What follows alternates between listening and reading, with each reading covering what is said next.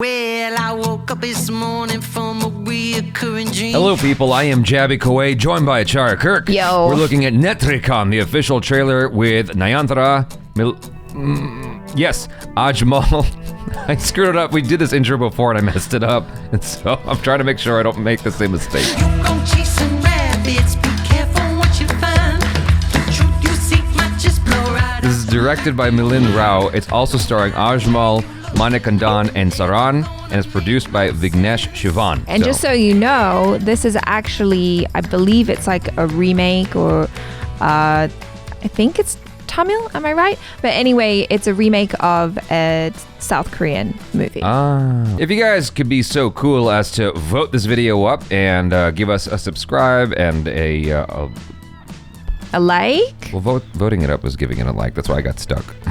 Oh, gotcha. Yeah. I was about to say like, and I'm like, I literally just said that though. If you guys could do us a solid and vote this video up, give us a subscribe and bell icon, all notifications, that would be awesome. Thanks so much for hanging out with us. Here we go.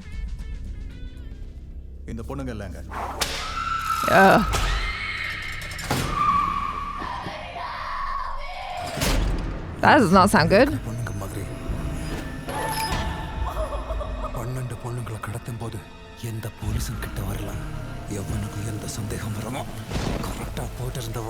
Oh, she's blind.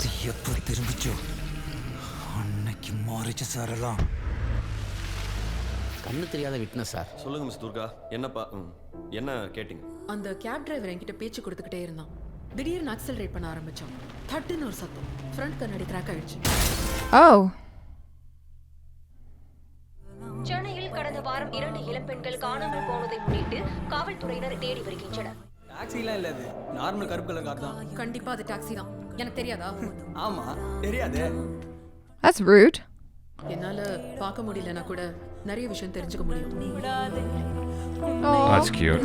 நீங்க வெங்காய பஜ்ஜி சாப்பிட்டு வாய் கூட கழுவல. Oh, wow. பயப்படாத. அந்த லிஸ்ட்ல நான் உன்னை சேர்க்க மாட்டேன். உன்னால எங்களுக்கு எதுவும் பண்ண முடியாது. Challenge accepted. Wait, how is she driving?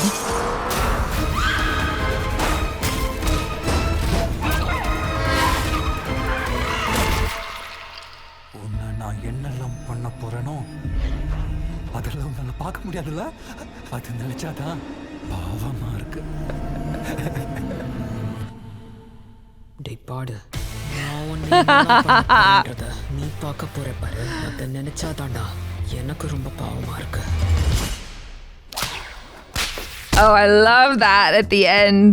It's a very interesting premise. Yeah. You have this blind woman who is, in a very, very seemingly vulnerable position, but she's owning that she basically has a superpower, which she can hear and smell on a level that, your regular person can't. Well, yeah, that's why I was kind of like, when that guy was all like, oh, well, what did you see? Like, what can you say? And it's like, no, you can't discount her testimony because all her other senses, like you said, are heightened. Like, what did she hear? She knows the area where she frequents, right? So she would know all of the things that are going on. I don't think that you can discount her just because she's blind. You know what's fascinating is how quickly your body will adapt. Apparently, when Jamie Foxx decided to keep himself blindfolded the entire day while shooting Ray, his hearing enhanced dramatically almost immediately within days of shooting. It's survival. You could hear stuff across the room that most people wouldn't have picked up on.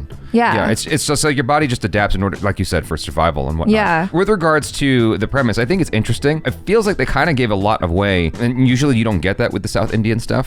Yeah, that's true. Or with the regional stuff, they usually don't give as much away. But in order to draw you in, I feel like I guess they had to give you some stuff. Like the fact that she's able to stand up to him, I feel like gives away a lot of what's going to happen in this film. It's more like a revenge story in some respects, and her rescuing these women. Like, so it's very clear what the plot is here. Well, it's like a cat and mouse story, right? Because he's this serial killer, or I don't know if he's killing the girls or just torturing them or whatever. It seems like torturing. Yeah, he's getting away with this, and she's the one person who's able to stand up to him. And so now all of the things are lining up for him because it's more fun to play with someone who can play back. Yeah.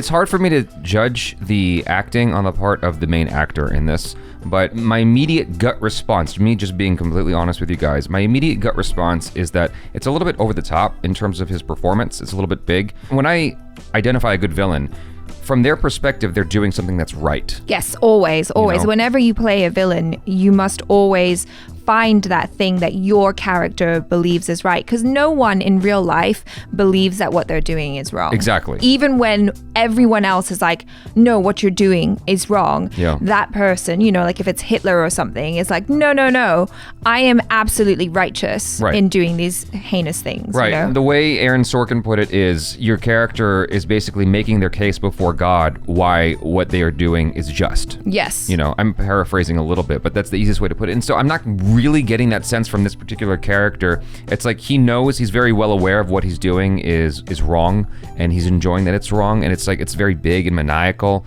And Well, so I mean, then there's different ways to do it if you wanted to play it that way, which is like, oh, it's wrong. You know, there have been other movies, I think I can't like name them off the top of my head, but like where characters know that what they're doing is wrong, but they lack control. Yeah. It's like they're like, no, but I can't control this urge. I have to do it, you know. And so that's one way you could play the character. But I agree with you.